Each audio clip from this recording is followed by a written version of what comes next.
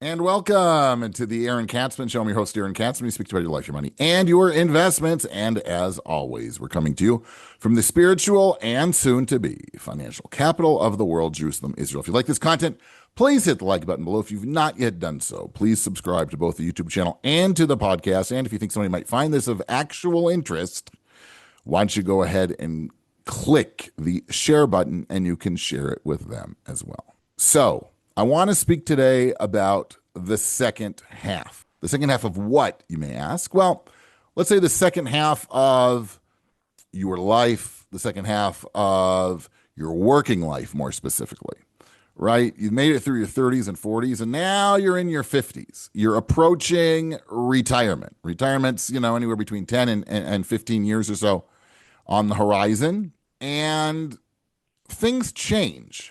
Your approach may change, may not change, but in many cases, it changes. And that's what I'd like to speak about today. Oftentimes, when we're in our 20s, 30s, 40s, right, according to the textbook, when in terms of saving, saving, long-term saving, we're supposed to grow at all costs, grow the portfolio as much as possible, right? And you should, right, trust the process. If you've got, 20 years, at least 30 years before you hit your 50s to invest the money, to stick it in time deposits, making 3, 4, 5% is foolish when you can have the compounding power of the stock market, right? And historically, we've never had a 10-year period. I think we haven't had a 10-year period that's dropped. We've had some 10-year periods, lost decades where the market hasn't gained. But generally over a 10-year time period, the market at least won't lose. And over time, as things tend to revert back to their means, the stock market averages in terms of the S&P, 10, 11% or so historically. And if you're talking about 20 or 30 years, chances are that things will revert to that. And you can that should be, I shouldn't be, I'm not predicting anything, but, based on historical precedent, if you get returns even in that ballpark, you're going to be doing very, very well. And if you start when you're in your mid-20s or in your early 30s, the power of that compounding and that growth will set you up for a secure financial future. What if you didn't necessarily do that? Or what if you did do that, but now you're in your 50s and you're starting to approach retirement? Well, if you've got 10 or 10 years, 15 years, you can probably still keep that approach. But when you start getting under 10, then you may or may not need to start pressing down on the brakes a little bit. You might have to ease off the gas. Now, for everybody, each individual really needs to understand their own situation, right? You may have done incredibly well over all those years, and you might be a good earner, and you might have, when you figure out how much you're going to need in retirement between pensions and Social Security and other government assistance, plus your investments, you have way more than you need. Okay, so then the question is, well, should I still stay, growth oriented, or should I back off just to protect what I have so that there's no crazy shocks that happen and they change my plan? I'm headed straight. Maybe I should back off significantly and, instead of trying to get 10, 11% returns, I should suffice with 6 or 7% average annual returns because I have more money than I need anyway. And this way, if things, go to hell in a handbasket, I might lose money, but I'm not going to get wiped out. Okay? It's something to think about. On the other hand, there might be people who say, I just want to make as much as possible. I don't need the money. I've got more than I need. So why don't my kids inherit more? I could give more, via philanthropy. I could give more to people who need it or to organizations I'd like to fund. On the other hand, let's say you're a late starter to this game of saving for retirement. You only started saving in your 40s or, late 40s, early 50s. Well, then you've got to go gung-ho. I'm not saying you should be investing in the latest Chinese internet stocks or anything like that, or the latest thing that smells of Bitcoin or AI, hoping that it's going to hit a grand slam. That's not the approach I would take. But I would, work my rear end off and hoard as much money as I possibly can and stick it into the market, because you still have, a decade, and you're going to go crazy saving because you've got to make up for lots and lots of lost time. In such a case, there's a good chance, at least for part of that time, you're going to want to go full gas. Maybe as you within 5 or 6 years of retirement, you might slow things down, but you're going to have to make up for lost time. So the question is, there's always a question shifting from grow as much as possible to make what you have last. And since lifespans are so much longer than they were, and we no longer basically work until we die, but we work and then we have 20, 30 years of retirement that we can look forward to, you have to make sure that you have the ability to be able to fund that. The last thing you want to do is move in with your kids, right?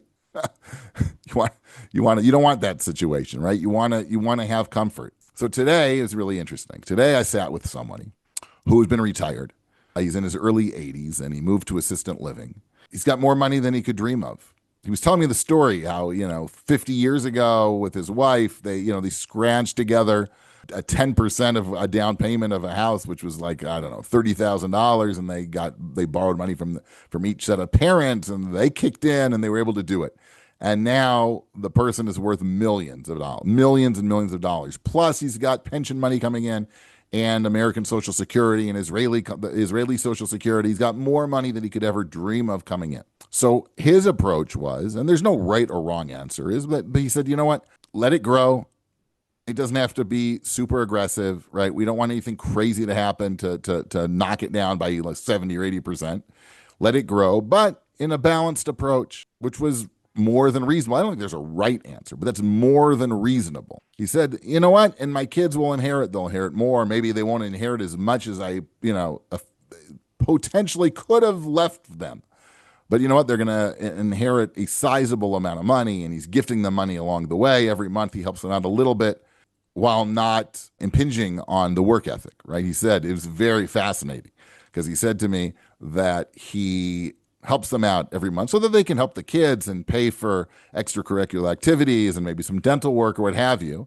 But he says, I'm never, ever going to give them more money than they need to live on because they've got to work. I'm not going to support them sort of taking early retirement, which was fascinating because especially juxtaposed to another meeting that I had today where a person was getting completely supported by their parents to the tune of about $170,000 or $180,000 a year net.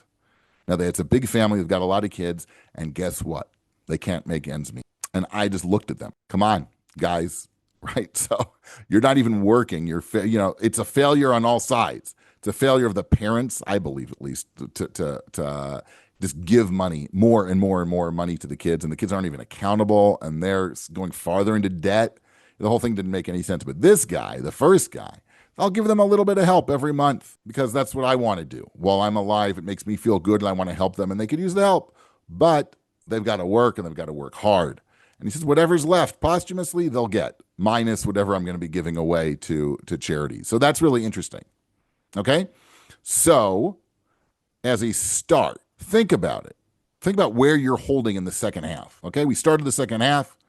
Halftime is over. Okay, you're into your 50s. Do you want to grow as much as possible or do you want to make what you have last? There's a lot of variables that go into that. Think long and hard and might pay to speak with somebody. Speak with a financial advisor, another professional, an accountant or what have you. Because there's a lot, like I said, it's very complicated and there's not necessarily, there are wrong answers, but there could be multiple right answers as well. It depends on you, your personal outlook, your framework, your relation to risk. Think about it. It's very, very interesting. Okay? You've been tuning into the Aaron Katsman Show. We speak about your life and money and your investments. If you like this content, please hit the like button below if you've not yet done so. Please subscribe to both the YouTube channel and to the podcast. And if you think somebody might find this of interest, why don't you go ahead and hit the click the share button and you can share it with them as well. Thanks so much for tuning in. And we'll speak to you soon.